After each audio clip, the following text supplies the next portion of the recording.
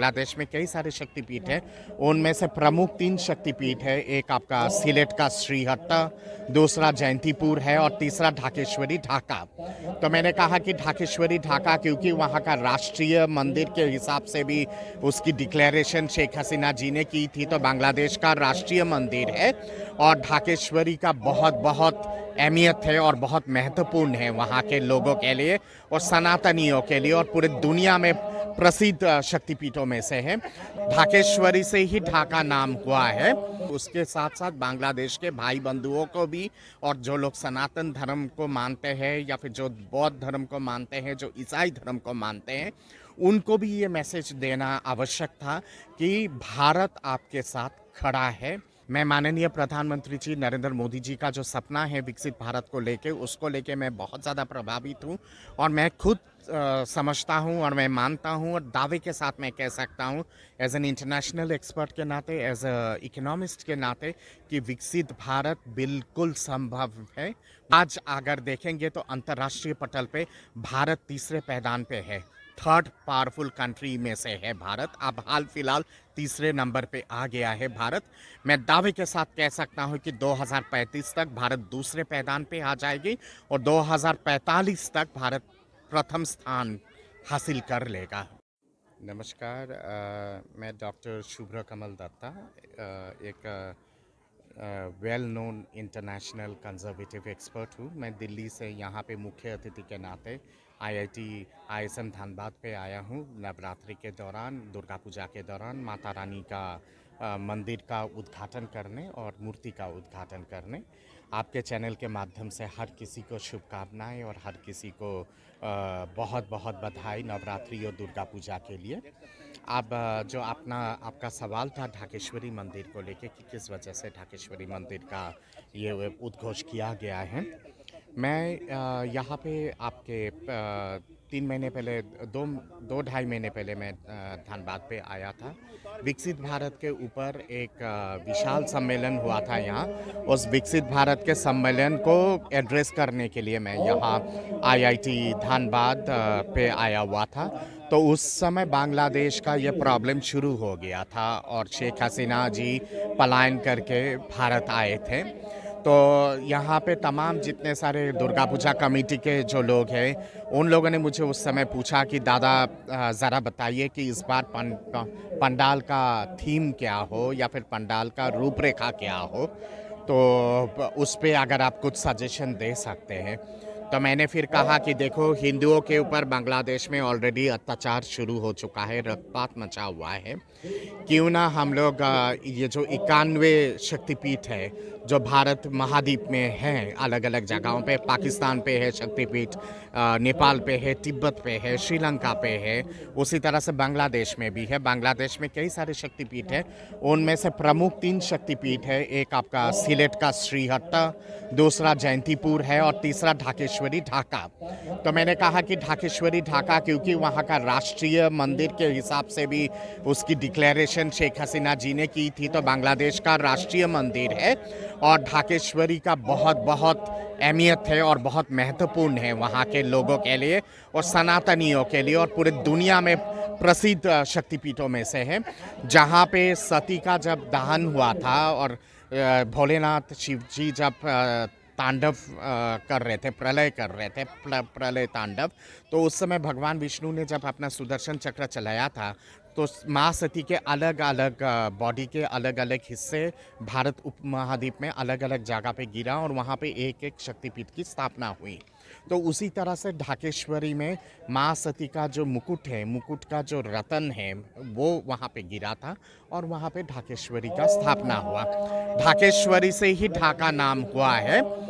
तो मैंने कहा कि जिस हिसाब से वहाँ पे सनातनियों पे अत्याचार हो रहा है और जिस हिसाब से हिंदू मंदिरों को तोड़ा जा रहा है, माँ दुर्गा के पंडालों को खंडित किया जा रहा है और माँ दुर्गा के मूर्तियों को खंडित किया जा रहा है, अगर IISM धनबाद से ऐसा मैसेज अगर दिया जाए, ढाकेश्वरी मंदिर का पूरा पंडाल का तैयारी करके और पंडाल बना के, तो मैं समझता हूँ कि ये एक बहुत अच्छा मैसेज जाएगा, ना ही केवल पूरे भारत के लिए, पर पूरे दुनिया के लिए भी और पूरे बांग्लादेश के लिए और बांग्लादेश के मौजूदा सरकार के लिए भी।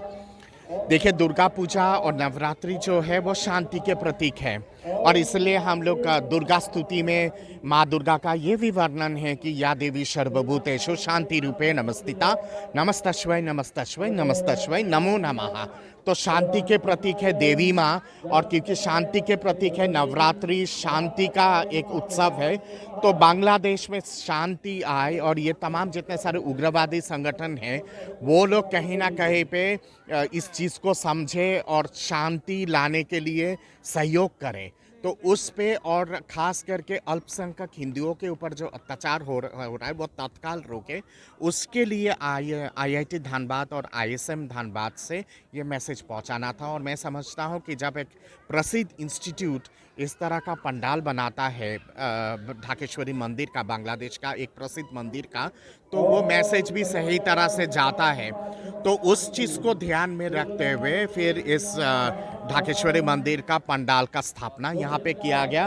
कल परसों जब मैं यहाँ आया, आके जब मैं देखा तो मैं अचंभित रह गया। मैंने सारे जितने सारे ऑफिस बेरर है दुर्गा पूजा कमेटी के, मैंने उन लोगों का कहा कि अब मैं समझा कि तुम लोग मुझे वीडियो क्यों नहीं भेज रहे थे, क्योंकि तुम चाहते थे कि मैं अपनी आंखों देखी दर्शन करूं। और यकीन कीजिए आने के बाद मुझे लगा कि मैं साक्षात ढाकेश्वरी मंदिर पे आ गया हूं, ढाका पे आ गया हूं। एकदम बिल्कुल हूबहू वही दृश्य मुझे दिखाई दिया और मैं समझता हूं कि इससे अच्छा मैसेज कुछ और नहीं हो सकता है। मोहम्मद यूनुस जो बांग्लादेश के प्रीमियर हैं, उनसे भी गुजारिश है और उनसे एक सलाह भी देना चाहता हूं कि आप अगर सही में कहते हैं कि आप धर्म निरपेक्षता पे यकीन करते हैं और बांग्लादेश एक धर्म निरपेक्ष राज्य है, एक देश है, तो उसको हकीकत में साबित करके दिखाइए। ये तमाम जितने सारे उग्रवादी कट्टर लोग हैं इनको रोकिए और इनको रोक के कानून के हिसाब से, वहाँ के कानून के हिसाब से सज़ा दीजिए। अगर सज़ा नहीं दे सकते हैं और अगर इनको रोक नहीं सकते हैं तो ये ढोंग मत मचाइएगा। और वहाँ पे अगर ऐसी रक्तपात अगर मचती रहेगी और सनातनियों पे इस तरह का प्रहार अगर किया जाए और घातक वे में अगर आक्रमण किया जाएगा, तो मैं समझता हूँ कि भारत भी चुप नहीं रहेगा।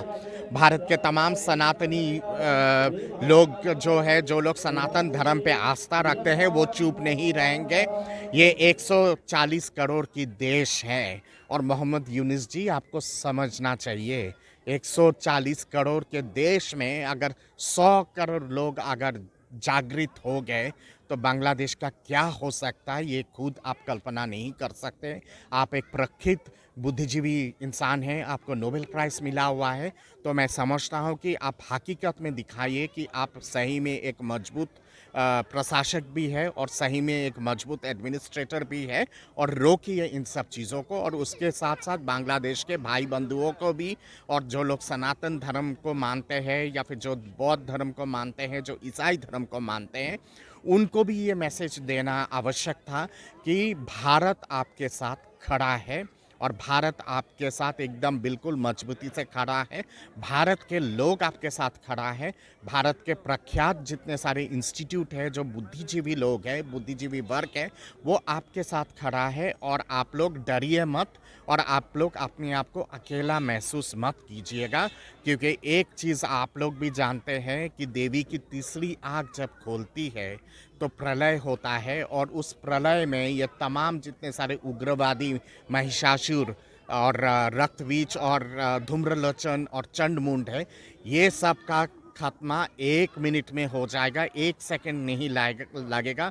देवी की जब तीसरी आँख खोल जाएगी, ताकि वो तीसरी आँख ना खुले इससे पहले वो लोग सुधर जाए, क्योंकि तीसरी आँख अगर खोल गया तो इनको बचाने के लिए कोई नहीं रहेगा और ना ही ये बच सकते हैं, और इनको इस पूरे पृथ्वी में कहीं पर भी छुपने का जगह नहीं मिलेगा।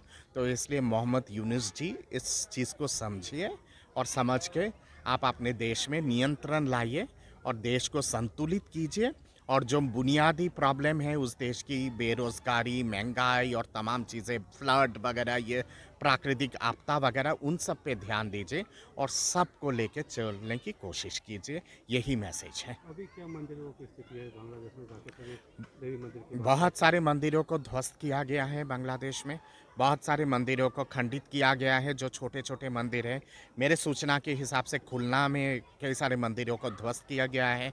राजशाही में हुआ है, सिलेट में हुआ है, चिटागंग में हुआ है।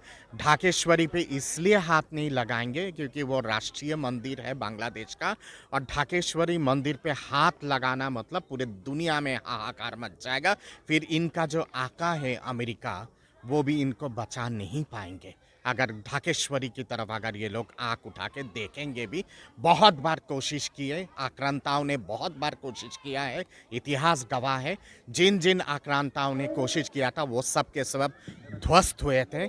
तो ये तमाम जितने सारे ये जो लश्कर ए तोयबा और तालिबानी सोच के तमाम जितने सारे लोग हैं जो बांग्लादेश में इन दिनों चौड़े होके घूम रहे हैं अलग अलग शहरों में, ये सब तो उन सब आक्रांताओं के सामने में मेरा मानना है कि ये सब तो इनका जो हैसियत है वो चींटी की बराबर का भी हैसियत नहीं है। तो वो सब आक्रांता जब ध्वस्त हो गए थे तो ये सब क्या चीज़ है, ये तो इनका तो मैं गिनती भी नहीं करता हूँ।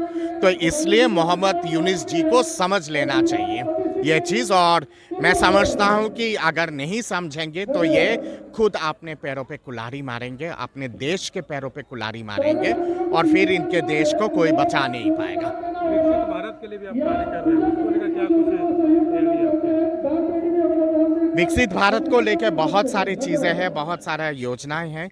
मैं माननीय प्रधानमंत्री जी नरेंद्र मोदी जी का जो सपना है विकसित भारत को लेके, उसको लेके मैं बहुत ज़्यादा प्रभावित हूँ, और मैं खुद समझता हूँ और मैं मानता हूँ और दावे के साथ मैं कह सकता हूँ एज एन इंटरनेशनल एक्सपर्ट के नाते, एज अ इकोनॉमिस्ट के नाते, कि विकसित भारत बिल्कुल संभव है। वो नामुमकिन शब्द है ही नहीं विकसित भारत के साथ। आज अगर देखेंगे तो अंतर्राष्ट्रीय पटल पे भारत तीसरे पैदान पे है, थर्ड पावरफुल कंट्री में से है भारत। अब हाल फिलहाल तीसरे नंबर पे आ गया है भारत। मैं दावे के साथ कह सकता हूँ कि 2035 तक भारत दूसरे पैदान पे आ जाएगी, और 2045 तक भारत प्रथम स्थान हासिल कर लेगा आर्थिक आधार पे और सामाजिक आधार पे। और जिस तरह का माननीय प्रधानमंत्री जी नरेंद्र मोदी जी का जो सोच है, और उस सोच पे जिस हिसाब से देश के लोग लामबंद हो रहे हैं और देश के लोग एक तरह से केंद्रित हो रहे उनके लीडरशिप पे, कोई भी दुनिया का देश, चाहे वो चीन हो, चाहे वो रशिया हो, चाहे वो फ्रांस हो, चाहे वो इंग्लैंड हो, चाहे वो यूएस हो, कोई भी भारत को रोक नहीं सकता है और विकसित बनाने से रोक नहीं सकता। मेरा खुद का भी एक छोटा सा अनुदान है उस पर।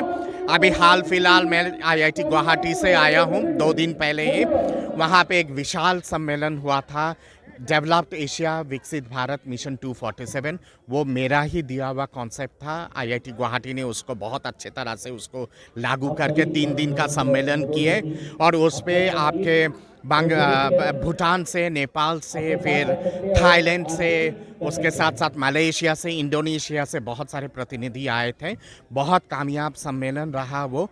अब इस सम्मेलन का दूसरा चैप्टर मैं लेके जाना चाहता हूँ काशी वाराणसी पे, आईआईटी काशी का सहयोग के थ्रू और आईआईटी धनबाद के सहयोग के थ्रू। मैं अगले साल वहाँ पे एक विशाल एक कार्यक्रम करना चाहता हूँ मार्च के महीने में, और वो करने के बाद फिर अगले साल के एंड में मैं पूरब के किसी आईआईटी पे एक बड़ा सा सम्मेलन करना चाहता हूँ विकसित भारत को लेके और डेवलप्ड एशिया को लेके।